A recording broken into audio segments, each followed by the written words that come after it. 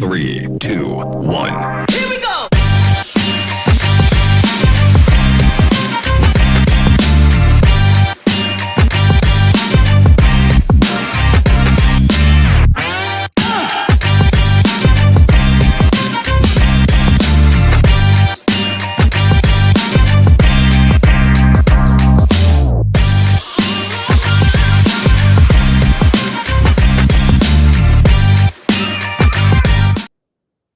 Good morning, good afternoon, everyone, and welcome to today's Exploring by the Seat of Your Pants event. My name is Joe Gorowski, and I'll be your host for today. We are wrapping up October, only a couple days left in the month, and this will be our final event in our space exploration series. So every October, we like to bring in astronauts and engineers and scientists from the world of space exploration to take us on missions that go out into our solar system, leave our solar system, and of course, look back at our incredible planet and figure out how things are changing. So let's get right into it. We have an amazing speaker joining us. Bobak Ferdowsi has joined us many times over the years during our space events. He is an engineer at NASA's Jet Propulsion Laboratory in California. He is currently the payload manager on the NISAR Joint Earth Observation Mission with India. In fact, he just returned from India. His prior positions have included launch crews and approach engineering lead and flight director on Mars rover Curiosity, as well as a science planner on the Cassini mission and a mission planner with the Europa Clipper, which I believe just launched recently. So let's get Bobak in here live with us right now. How are we doing, Bobak? Oh, we've got you on mute. There we go. How about now? We got you. Hey. Hi, everyone. Right. Great to have you with us today. We already have a bunch of classrooms saying hey in the chat. So shout out to the classrooms tuning in via YouTube. Send your questions in via the chat. We'll grab those there when the time comes. And then be ready. We'll have a Kahoot quiz as well today. So, Bobak, it's great to have you back. When did you officially get back? I got back on Monday, so I'm a little tired. All right. A little time to catch up on some of the inbox and maybe a little bit of sleep. That's right. All this right. week we're doing a simulated rehearsal for our science phase of our mission. So after this, I got to pretend that we are powering on the radar for the first time for NISAR. Okay, there you go. I bet it's pretty exciting. Your job's probably, a lot of different things probably come your way. So I imagine it's challenging, stressful, and really rewarding when something goes up there. It's pretty great. And I think it's just like it's a wonderful group of people who kind of want to solve hard problems together. So it's a lot of fun to do. Most days are really good. Yeah. All right. Well, I'm going to let you take over for a little bit. I know you're going to share a little presentation with us. I am going to prepare a Kahoot quiz behind the scenes, and then we'll hang out with some classrooms. Awesome. I share my screen. All right. I see it loading. There we go. Sweet. So hi, everybody. I'm Bobak. That's me as a kid. I wanted to be an explorer, and I pretended to be an explorer as an adult. But I also get to work with real spacecraft. In this case, this was when I first started working here at the NASA's Jet Propulsion Laboratory. We were landing the Mars exploration rover. So this was 2004. It's my very first kind of months here at JPL. So I was very excited, and I thought, I want to land a rover on Mars myself. So this is what I do. And what JPL does is robotic spacecraft. So we're the center that is most responsible for all the non-human spaceflight kind of aspect of things. So when you think of the missions to Mars or to Jupiter or to Saturn, things like that, that's kind of our specialty. So my very first job was working on the Mars Science Laboratory Curiosity mission. This is me in the test bed. As you can see, this is it takes a lot of equipment to pretend to be a spacecraft. Here are some racks behind me that basically simulate our flight from Earth to Mars. So they kind of provide stars and things like that to the sensors on board the spacecraft. And I worked in this role for about 9 years, about 8 years before we landed, and 9 years total, including about a year of operations and surface mission. Basically from design and development of the rover and what we would do from Earth to Mars and then landing on Mars through testing all that and then eventually operating it in flight. And you might ask yourself, why do we want to go to Mars, and why do we do these kinds of things? And for me, Mars is kind of a really interesting one because it's so similar in many ways to our planet, but also very different. And that obsession, I think, here on Earth starts a long time ago. Oops. But it starts a long time ago in the 1800s with these drawings of when we had good enough telescopes to look at Mars, of what people thought were canals on Mars. They thought that people that Martians had dug these streets or roads on Mars, right? They were building roads on Earth, and they said they must be similar things on Mars from what they could see, these darker kind of stretches of land. And so we kind of started to believe that there might be Martians or some life living on Mars. And that took place with science fiction, right? So War of the Worlds by H.G. Wells has Martians coming to invade Earth. By the time of the 1960s, we were able to start sending spacecraft out into the universe, and we were able to fly by Mars. And this is one of our very first pictures of Mars from the Mariner missions. And as you can see, it's somewhat disappointing, right? If you're expecting Martians and you're expecting roads and you're expecting all sorts of signs of life, it looks pretty boring and bland, and you see some craters and not very much exciting features. Nothing that even might give you clues that life could live there. Nothing that looks like a river or a bay of water or a lake or anything like that. So it could have been rightfully disappointed, but we continued on with that. And we got the next set of Mariner missions. And here you can start seeing features that look like they were formed by water in the past, right? You can see things that look like they were flowing over time and left marks of where a river might have been or where water might have been in the past. And then by the 1970s, we were able to land missions to the surface of Mars. So the very first missions we landed were called the Viking. They were a pair of missions. They had 2 orbiters and 2 landers. And the Vikings were really, really, really ambitious. Honestly, they're still very impressive in many ways for a mission, even 40 years later, 50 years later almost. And that's because they ambitiously tried to look directly for signs of life. So they each carried 3 instruments on board. Those instruments were designed to sort of look for evidence of life. They unfortunately did not find evidence of life. One of them maybe gave ambiguous results, so just enough to make you kind of curious. But they basically tried different things like taking Martian soil, adding water, shaking it, adding heat, things like that to see if something, would create oxygen or something that looked like life in those experiments. And unfortunately, none of them did. And that kind of, I think, with both the amount of effort and energy and sort of incredible technology that went into these Viking missions and the results that weren't particularly exciting, we actually didn't really go back to Mars for a very, very long time, nearly 20 years. But again, in the 1990s, we started doing it. And then by the time I started coming on to JPL, we started doing it more frequently. And by 2012, this is when we put the Curiosity rover on Mars. And Curiosity was sort of taking a step backwards in some ways from Viking, right? Instead of looking directly for signs of life, we were going to look for, could Mars have supported life? So the rover here carries 10 instruments total. Some of them are looking directly for things like water. Other ones are looking for things like the chemistry of what's the regolith, the ground that you see in front of you. What is that made of? Does it contain the ingredients required for life? Does it contain things like carbon and hydrogen, nitrogen, oxygen, potassium, sulfur, things like that? All the things that we think life needs to survive, does it exist in Mars? And the answer when we got there and started doing sampling is yes, right? The good news was Mars has the right ingredients.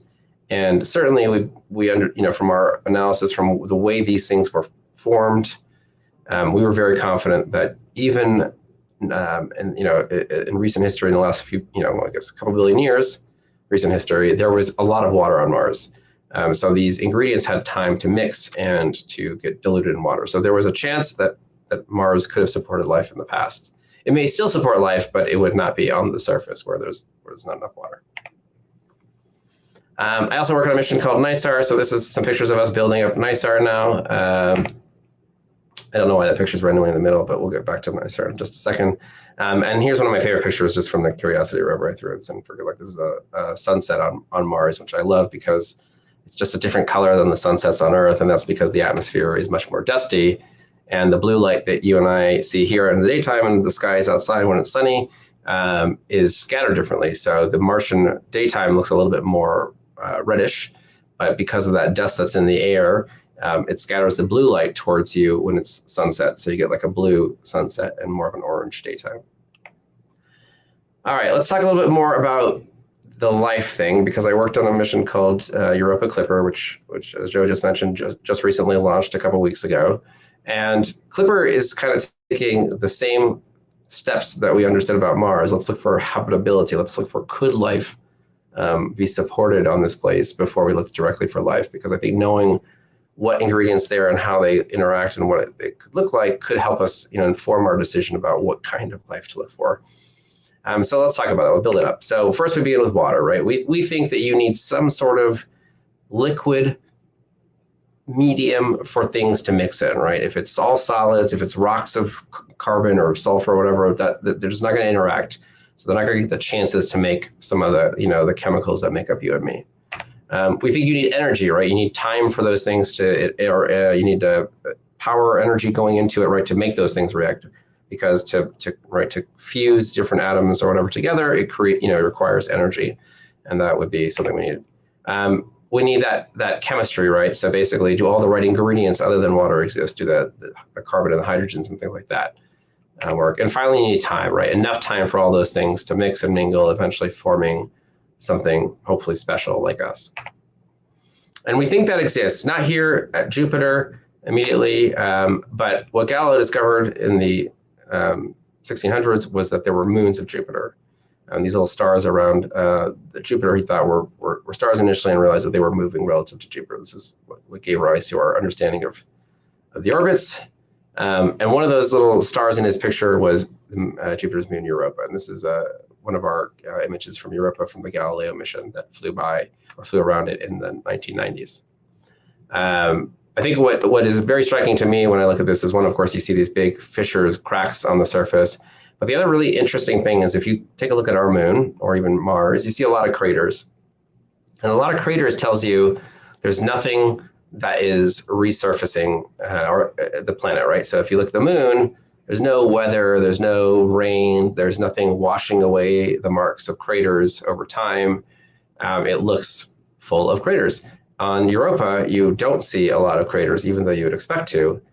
And we think that's because, right, this ice surface is dynamic, that it's moving, that water from somewhere below the surface is kind of reforming it and reshaping it. It's not raining on the surface. It's not, it's not being washed away in this case, but in other ways it can reshape and reform. And that means to us that it's not a solid ball of ice, right? It means that there's something moving below the surface.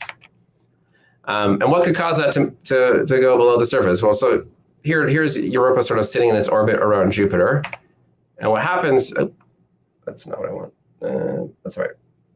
I think it is. It's in here. All right, well, let's continue. I'm not sure if it's in here. Okay. What happens is we get these fissures here, so we can see that, and you can see the cracks. I'm going to try to get to this picture.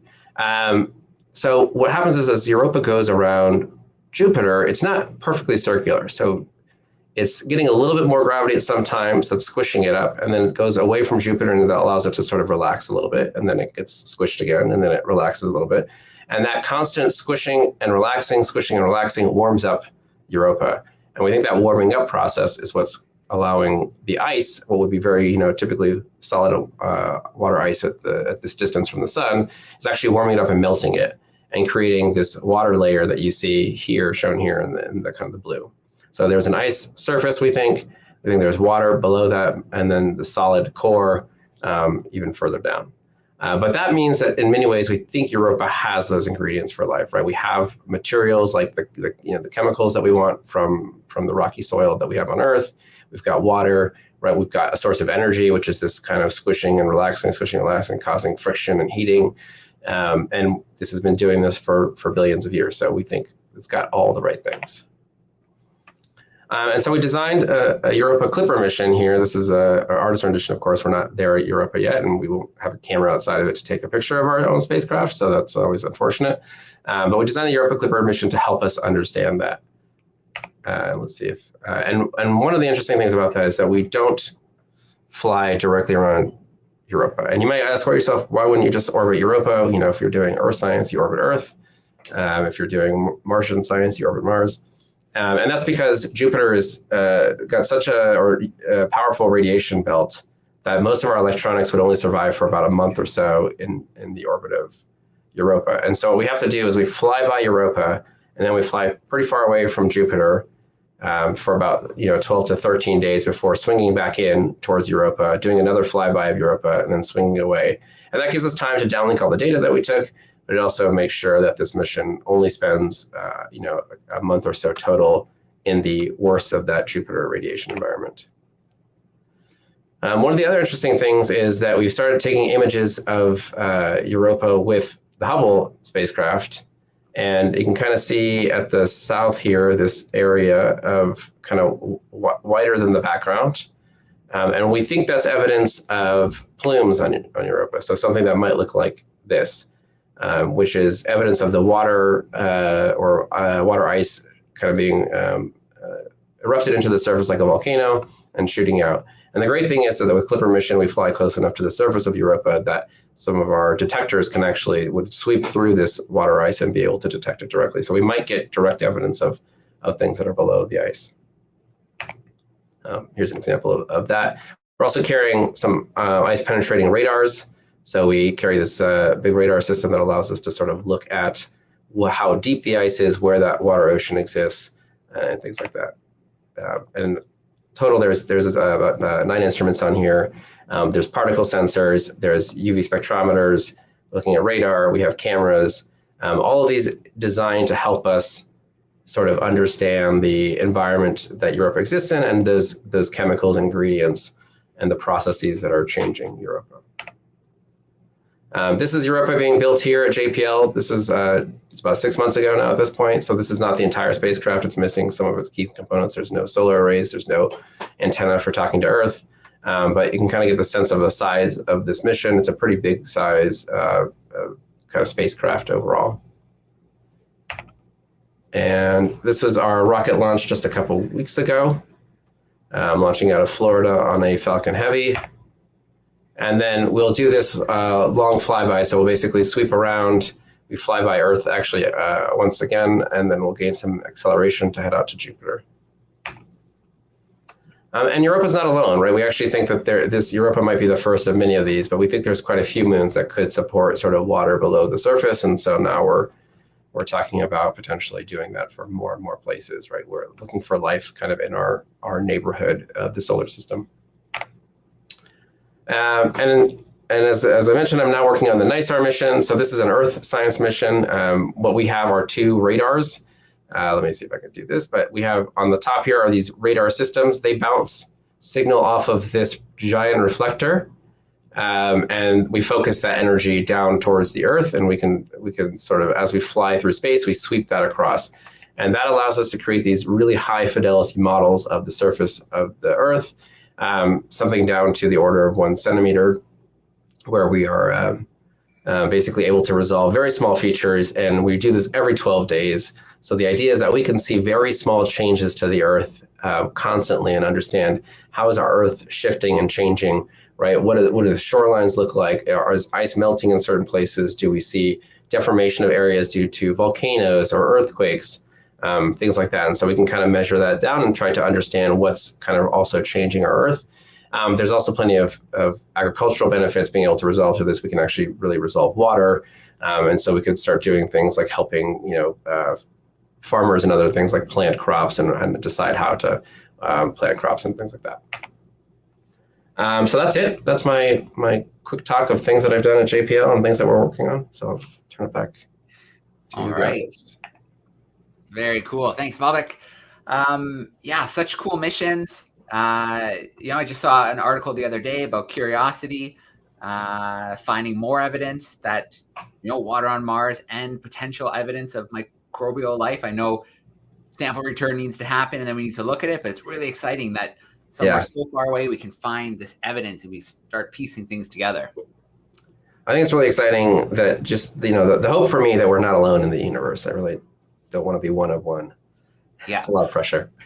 Yeah, I'm definitely on team more life. There's, billions of stars. There'll be planets around, many of them. There must be life out there. So cool. Okay, well, let's jump into some Kahoot action. So for those who are joining us, I'm going to share my screen and put the information up. So it's going to load. There it is right now. So you want to head to kahoot.it, and then there's a PIN number here, 878-5149. So we'll wait for some classrooms to come and join us. If you do have one-to-one tech at your seat, you can join in that way. If you don't have one-to-one tech, then your teacher could pop this up at the front of the room. You could shout out your answers to him or her. True and false and multiple choice. Questions coming your way. The quicker you put in the right answer, the more points you're going to get. If you are joining from home, we often have homeschool students join us. Scan that QR code with your phone or tablet, and that'll bring you in much closer.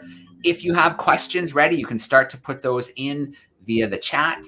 And we'll start to ask some of those questions. In fact, while we wait for a few more groups to join us, I have a question from Hamilton, Ontario, from Miss Coburn's crew. So looking at NISAR and how it's going to be looking back at our planet, they're wondering, they've heard continents are shrinking because of erosion. Is that something that NISAR will be able to tell us to monitor something that closely? Yeah, I mean, erosion is definitely one of the things that we can sense, right? We can look for the changing shape, for example, of mountains or surfaces, and we can tell you that there's a change in what that looks like, right? Meaning that if you see things like trees or bushes, we can tell you that those are there, right? That would hold soil and stuff in place. Or if it was, if those were missing, it's like sliding away, we would see basically the roughness of the surface change, and that would tell us that roughness is now rocks and soil, for example, as opposed to trees and plants. So we can kind of detect that by looking not directly at whether it's physically changed in the sense of visually observe a shift in the shape, but actually that the surface roughness has changed, and from that roughness we can tell you that it's no longer the same surface, right? So that something has changed about it. All right. I want to give a quick shout out to Miss Beck's crew joining us from Caledon. Grade 6s, they're hanging out backstage, but their mic didn't connect, so they're going to send some questions into us via the chat. All right, so let's get this Kahoot going. Let's see who comes out on top. So 20 to 30 seconds to get the right answer in, depending on the question. Although if everybody gets their answers in, the question will wrap up quicker. So here we go. Multiple choice. Where is the NASA Jet Propulsion Laboratory located? Is it New York, California, Texas, or Florida? You've got lots of time to get this answer in, but the quicker you get it in, the more points you're going to get. And right, too. If the answer is wrong, there's no points coming your way. All right. Good job, crew. It is... Oh, actually, most went with Florida, which I'm not surprised because we do hear about lots of launches in Cape Canaveral in Florida, but the Jet Propulsion Laboratory is in California. All right, let's go to our next question. That puts the Groovy Penguin in first place, and we've got another multiple choice coming your way. Which ingredient would be needed for life on another world? Would that be energy, water, time, or all of the above? So which ingredient would be needed for life on another world? All right, there we go. Speedy clickers went for water, and that's absolutely correct. But energy and time are all ingredients that would be important as well. So all of the above was the best answer for this one. All right, Groovy Penguin, holding on. Okay, true and false coming your way. NASA JPL focuses on unmanned missions in the solar system. Is that true or false that NASA JPL's focus is unmanned missions into our solar system? Got a couple more seconds to lock it in. All right, good job, crew. That is true. Let's take a look at our leaderboard. Oh. Noble Octopus has moved into the lead. Let's see what happens. True or false? So far, no evidence that there is or was water on Mars. Is that true or is that false? That so far we have no evidence that there was or is water on Mars. All right, couple more seconds.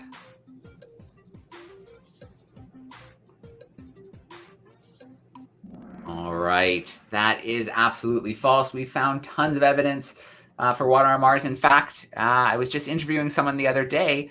His name was Vashon, and he told us about huge reservoirs of water that have just been found beneath the surface. So using seismic measurements. So these massive reservoirs, too deep for human missions, but definitely proof that there's a lot of water beneath the surface of Mars.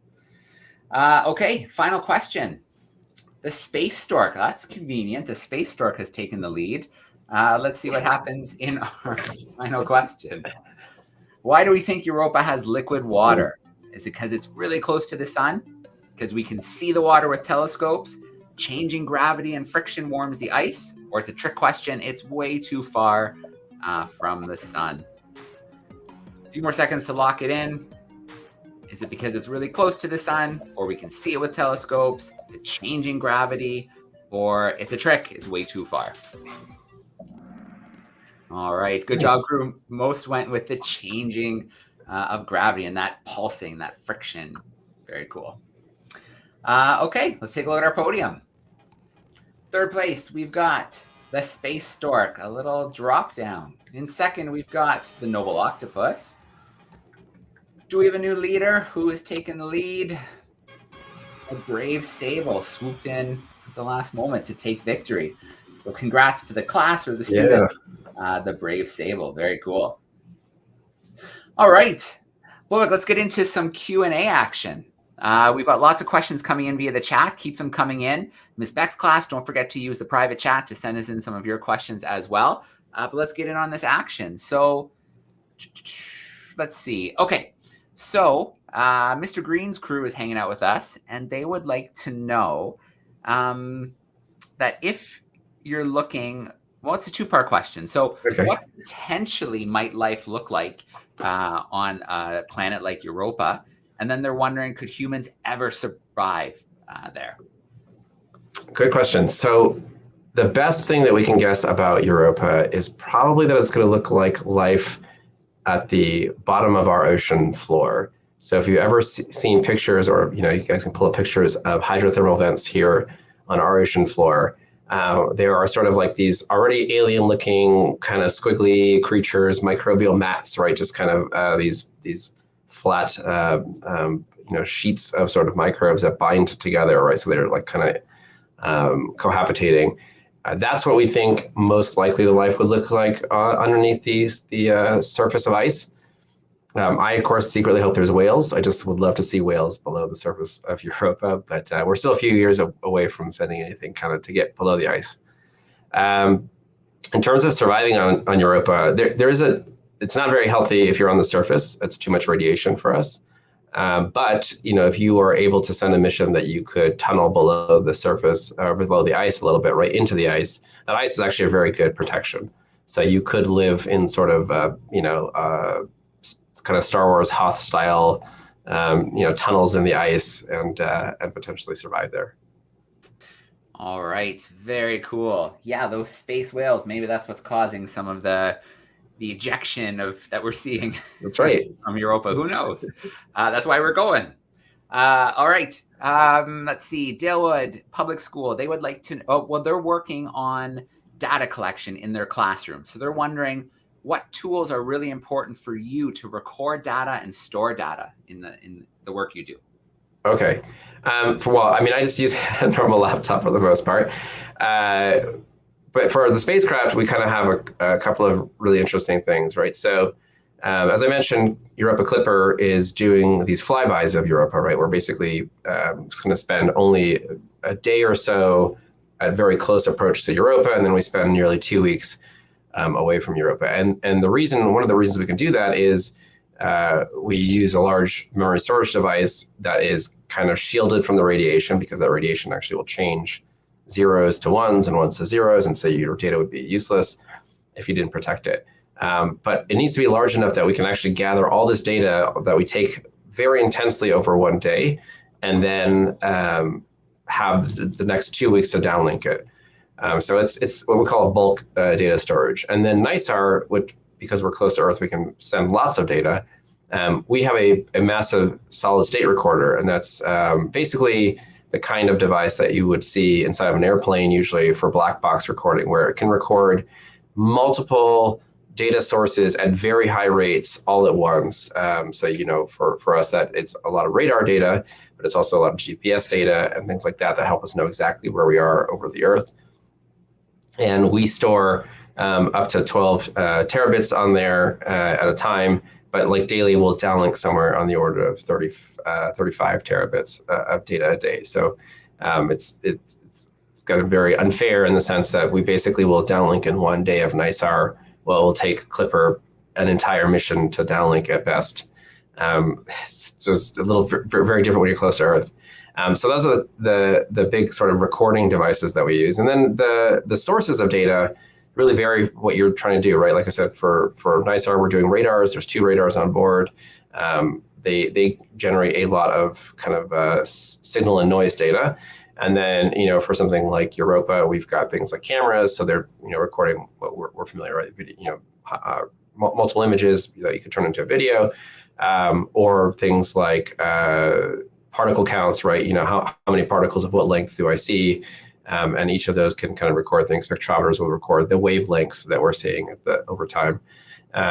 So those kind of vary by need case. And I think, again, it kind of the amount or how fast you have to store the data is one of the big decisions. Like I said, for NISAR, we have to store so much data very quickly and constantly, whereas for Clipper, they're storing a lot of data over a couple of days and need to hold on to it for several weeks. So it has to be more protected and robust memory.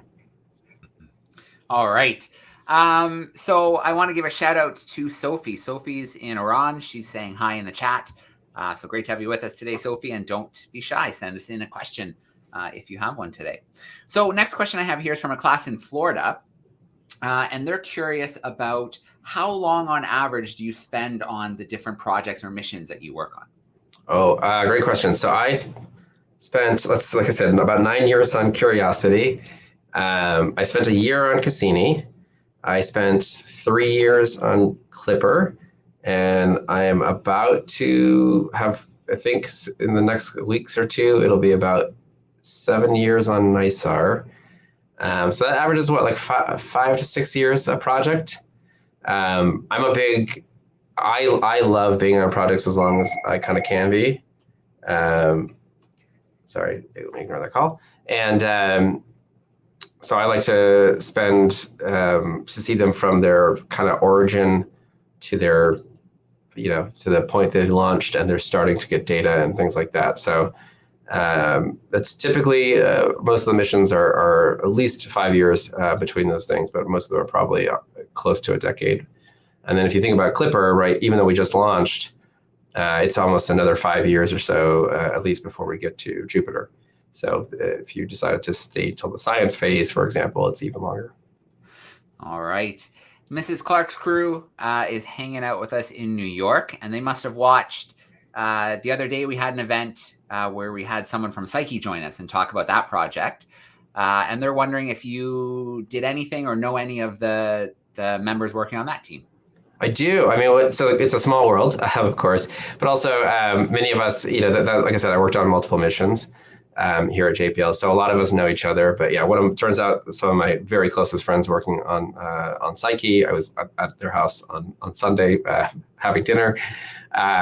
So yes, it's kind of it's a fun thing. And I think one of the cool things about working here is that even if you're not always on a mission, you always have, friends on those missions, and you always get to hear all the inside gossip about how things are going and like what they've seen that, and or even the scarier parts of the mission or issues they've had, which don't always make it public, luckily, because they're we can resolve them. But you're always like, I think one of the things that that really resonates with me is that I think sometimes I know it looks difficult, but I don't think the public has a sense of how challenging it can be, and the sense of how many things that we're constantly looking at that are, potentially could be very scary, right? If we didn't quickly catch them, or if we didn't have some onboard software feature that did a protection of that thing. And so I want to call them close calls, but there's a lot of stuff that is constantly, that requires, I think, our our knowledge and expertise and ability to make sure that it continues to be successful. Yeah. And it's really fun to hear about those, because I think that's what really helps us grow as engineer, right? Like I one of my, as we were talking, about my bio or whatever, and I come from an area called fault protection. And fault protection is like, how do things break on spacecraft? And figure out how to avoid having them break, or even if they do break, what can you do on board to maybe, if a radio breaks, switch to another radio. But like learning about how things can break is such a good way to learn how things should work, that I love learning from mistakes. So I think when I hear all my friends saying like, oh, we just caught this big thing, it could have been a real risk here if no one had noticed this or whatever, right? And I'm like, oh yeah, okay, make sure, take a note, like next day at the office, like, do we have that same, risk possibly? Let's go investigate. And so it's a super fun way to learn. And I don't know, I'm so impressed constantly by how smart people are here, but also just like it's a lot of work. Yeah, no, absolutely. Lots of work, great teams, pressure, right? There's a lot of money on these space missions. So everything's checked, redundancies and things like that. And then, Well, and even I think, a little bit like you were talking about how long it takes. One of the, none of us want to have spent 6, 7, 8, 9 years of our lives to have something not be successful, right? I mean, we worked so hard. Everyone has put so much of their life into these missions. Last year I was, for example, in India during my birthday, so I didn't get to celebrate my birthday with friends and family, although my coworkers had a lovely celebration. But you kind of get, right, you sort of miss things in life to make these missions work. So I think we're so invested in making them successful on a very personal level, which is a really, really interesting aspect of working, I think, on these kinds of things. Yeah, absolutely. Miss Beck's crew sent in a question, and so they're thinking about the manned kind of aspect of missions right now. But we've had people on the space station for upwards to over a year. How far do you think we can push putting people into space at this stage? Yeah, I think the good news is we're learning that people can survive in space for long periods. Obviously, space station itself has been around for a very long time now, and we're able to rotate crews. When you talk about going to Mars, it's a minimum of sort of 6 months to get there. Now, once you're on the surface, you kind of get a lot of benefits again of gravity and things like that, and that's kind of one of the big aspects. The other aspect of the space station is they have to exercise like 2 to 3 hours a day, I think, just to try to maintain their bodies, like the bone structure and things like that, because we get so much free exercise just by standing and walking with gravity constantly on us that they don't get for free in the space station. So I think it's getting increasingly possible to do those kinds of longer missions to Mars and other places. I think we are learning that you do need these critical exercise aspects. You should look at things like radiation protection, right? With the Curiosity rover carried an instrument to measure radiation, and it's actually not that bad between Earth and Mars, so you could get there safely. And then things like, are there ways to simulate gravity, right? By spinning a spacecraft, for example, to make it feel like you at least have gravity most of the time. And you see that kind of in the sci-fi movies of the past. So if you're trying to do really big missions, over time, hopefully you have more of a space station that's kind of like flying between Earth and Mars that you hop on and off, right, when you get there. And that can be big enough that it has things like a wheel that spins and allows for gravity. Yeah, I just finished reading the Hail Mary Project by the same guy who wrote The Martian, which quite enjoyed that book, and they were really using good that to do the gravity. Pretty cool. Yeah, those are really fun. I mean, both The Martian and Hail Mary I highly recommend, because they give you a really good sense of how engineering works, which is, you have these very huge challenges, like I need to survive, and you have to break it down into tasks that you can actually do, right? Not like I gotta survive all at once, but like, okay, start with, I gotta grow food, I gotta get water, I gotta make sure there's oxygen. And so each of those little things that you can kind of do and break it down into tasks is exactly how we go out and build spacecraft, right? We're not trying to be like, oh my God, a spacecraft. You start from the beginning, it'd be so intimidating. But you break it down into little problems that you can solve, and then put it together. Yeah. Alexis would like to know, and this is probably really hard, if not impossible to answer, but do you have a project or mission that you enjoyed the most, and why? I'll give you two answers. I think there's never going to be something more special than that first mission, and working on Curiosity and getting to be there with the team when we landed, and just seeing all of that happen at once was an experience that it's really hard to ever replicate. It was so audacious, and the fact that it was successful kind of at some level, it's like having this amazing best meal of your life, and you're like, well, how could another meal taste as good as this meal that I just had? But I think with NISAR that I'm working on now, I truly love it in a different way, and which is I'm at a part of my career where I helped to bring people on as a team. I'm able to mentor them. I am more responsible for the design and the choices being made on this project. And so at some level, it's really satisfying because this mission is more personal to me, right? Rather than being somebody working on it, I am a person who is informing how it gets done and who the people are and how they, become the next generation of engineers. And that's incredibly, it's really satisfying in a different way. I guess it's like the difference between like my first one being like I went to a restaurant, had an amazing meal, and I was like, yeah, it's so good. And then like just the sense of like, okay, but this time I made the meal from scratch at home. And yeah, maybe it's if you actually were really subjective, it's not as good as the restaurant meal. But like because I put so much effort into it, it still tastes really good to me. I think that's probably the best answer I can give you. All right, good answer. I like it. Okay, really important question as we're wrapping things up from Kevin. Kevin wants to know what it was like to star in Sharknado 3. Okay. I was not a star in Sharknado 3, I will say, but I did get my. It was fun. I think one of the cool things that is about Sharknado 3, and I got to do 3 Body Problem recently as well. It's just I love seeing how things are made. I think this program in general too. Like it's such a cool thing for any of us to get a little insight into what it's like to be in a different job, because I pick something, I love what I do, but I'm always like, what is it like over there? Like, what are they doing? Like, what problems do they face? Like, what's interesting?